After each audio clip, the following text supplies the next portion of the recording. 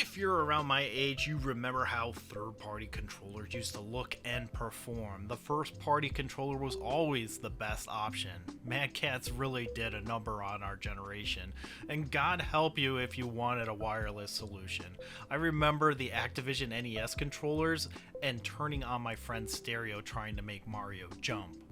It truly is our uphill both ways in the snow. At least we can take solace in the fact that third-party controller options are in some ways better than the stock option, and some are actually officially licensed by said stock company, something 10-year-old me could never imagine, especially wireless controllers. This is the Gamesir G7 Pro Tri-mode controller. It's an official Xbox accessory, and in fact it's the same form factor as the original stock Xbox One controller, with some added features that I'll go onto later in this video. But before we start, Gamesir liked my previous video on their controller so much that they offered to send me this one for review. And just like last time, Gamesir doesn't get any say in how this video is presented, nor do they get to see it before it goes live. But if you want to buy the G7 Pro for yourself, please use my affiliate link down below so I get a little bit of moolah. Thanks again to Gamesir for providing me with a free controller. Now let's just get into it. The Gamesir G7 Pro Tri-mode controller is $80 and it comes with a nice braided USB-C cable, charging cradle, USB-A wireless dongle, and 2 D-pads. Yeah, this controller is a Pro controller, which means you can swap out the D-pad to suit your fancy. Circle, Sim D-pad, and full-on D-pad. It's easy to swap too. You just remove the faceplate, pop off the D-pad, and replace it. And if you don't like the faceplate, you can swap that too, as Gamesir sells a variety of different options for $10 each. Sadly, none of them have the option for the cross-cut grip finish, which makes the controller feel extra premium. Hopefully we'll see more of that in the future. You can also replace the sticks, but Gamesir doesn't sell any. I did see that the SCUFF branded sticks do fit the controller, so you can go that route and make the controller a budget SCUFF controller. As I mentioned before, this is essentially an Xbox One controller with some extras. It has a 3.5mm jack for a headset, but it also has 4 extra buttons, 2 extra bumpers on the top labeled L5 and R5, and 2 butt paddles labeled L4 and R4, and these can be mapped using the software, which I'll go over later. The L and R triggers are analog, which are great for racing games, but if you want more responsiveness, you can switch them to a single press, which is great for shooting games, and you can also turn off the butt paddles as well. And it has 3 modes, 3 mutually exclusive modes: wired, wireless with a dongle, and Bluetooth, which work on Xbox, PC, and Android respectively. But you can only use it wired with Xbox, wireless with the dongle on PC, and Bluetooth with Android. Not using it wired with Android makes sense, but not with the PC? You can't use it wirelessly on the Xbox Series X, and although the wire is 10 feet long, I still felt that it wasn't going to be long enough to use. Now, it does say right on the box that this is a wireless PC controller only, but when you look at the manual, website, and troubleshooting guide, it all suggests that you can indeed use this controller wired to your PC. I did bring this to Gamesir's attention, and they said that it doesn't work wired on PC, and linked me to the features which says 2.4G and wired on PC. I pointed it out and they said that they would work to correct the error, but as of the recording of this video, it still says that you can use it wired with PC. You can use it on Android through Bluetooth, and the response is pretty typical for a Bluetooth controller, and it'll connect Bluetooth on Mac and PC, but it won't work as a controller. But it will work wired and wireless on Mister, so that's cool. But wired isn't really the reason why you would want to buy this controller. It's in fact the polling rate which makes this a really good PC controller, and polling rate is the amount of times that the controller speaks to the dongle per second. The higher the polling rate, the more times that the controller speaks to the dongle, which results in less time between you hitting the button and action displaying on the screen. So think of it as tightening the suspension on a sports car. It just feels more responsive. This controller has 3 different polling rates, 250Hz, 500Hz, and 1000Hz, which means that this controller can send instructions up to 1000 times per second. For reference, the Xbox One controller only sends 130 times per second wired, and PlayStation 5 DualSense sends 320 over Bluetooth when using it on the PC, and these are my own internal testings.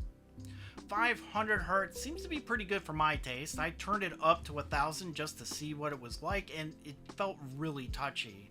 I'm sure I could mess around in the app settings to dial it in just right, but you also lose vibration functionality and battery life takes a hit, so I'll stick with 500. But still, a wireless controller with almost no delay? What will they think of next? 10,000 Hz? Well, they just announced a controller with 8,000 Hz refresh rate, which feels insane to me, but maybe they'll send me one and it'll predict my inputs. I know a lot of people complain about lag and that wired is better, but wireless tech has gotten so good in the past decade that unless you're a competitive gamer playing games for money, you're probably not going to be able to tell the difference, but I'm sure someone will tell me in the comments that I'm wrong. These features are adjustable in the app, which you have to download, but the app isn't required to use the controller. I plugged it into the Mister and it was recognized and it worked with no issues. The wireless dongled and wired. I'm not sure what the polling rate is because it's the Mister, but it seems like whatever polling rate you set on the app translates to the dongle itself. But the app is useful. You can change the mappings of the face buttons, add keyboard mappings to one of the buttons if it's on the PC, and from here you can change the mappings of the butt pedals and the extra bumpers, as well as adjust the sensitivity of the sticks. If you want less travel from the center to the edge, you can do that.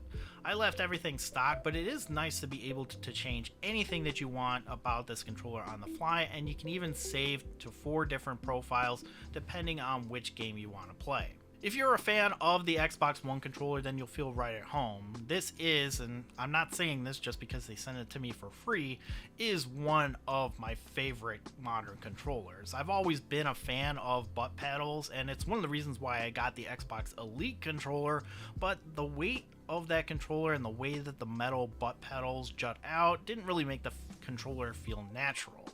But the Gamesir G7 Pro, that feels natural. It's about the same weight of the Xbox One controllers, but the buttons have micro switches instead of membranes, which do feel more responsive and will not wear down the same way that the membranes do.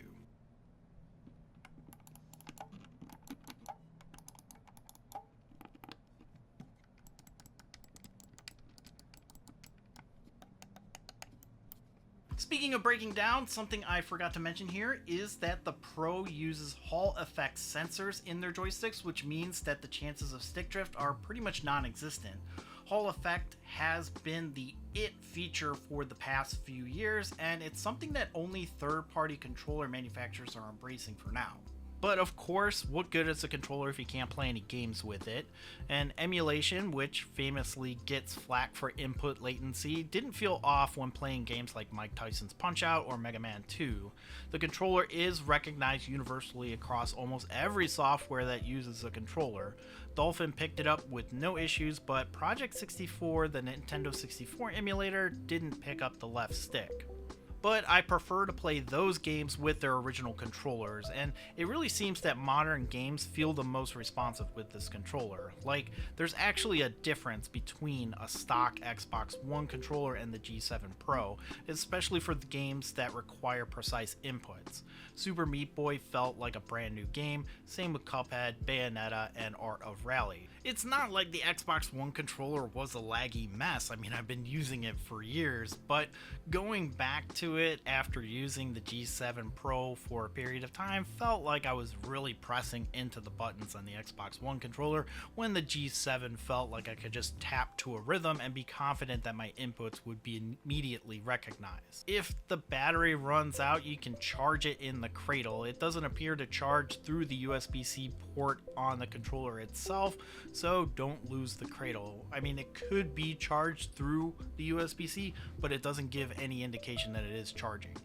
The cradle is pretty nice, and you can just drop the controller in and it charges, and it's pretty convenient compared to the standard Xbox One controller, which uses AA batteries. And you can adjust the LED brightness in the app, but I wish that you could change the color. I mean, it's $80, beggars can't be choosers. The cradle can also house the dongle, but there's no room for the extra D-pads. I guess I could 3D print something, or I could just use double-sided tape and put it in back there. Considering the price of the Gamesir G7 Pro, it's a really good controller if you're looking for some extra customizability. The high polling rate makes it an excellent wireless controller, but only if you're buying it for PC. After some research, it appears that the Xbox Series X maxes out the polling rate at 130 Hz even when the controller is wired, meaning that you'd only be getting the extra mappable buttons, which isn't too bad for $80, but you could get the G7 SE for the price of a standard Xbox One controller, which has the paddles but not the top R and L buttons, and it is wired. This is now my go-to PC controller, and I'm thankful that Gamesir sent it to me for a review. If you're interested in picking one up, there is an affiliate link in the pinned comment down below. Let me know if there's any other controller that you'd like me to check out, and maybe I'll give it a shot. If you like this video, give it a like and subscribe if you're new. Thanks so much for watching. I'm Nick, and I'll see you next time.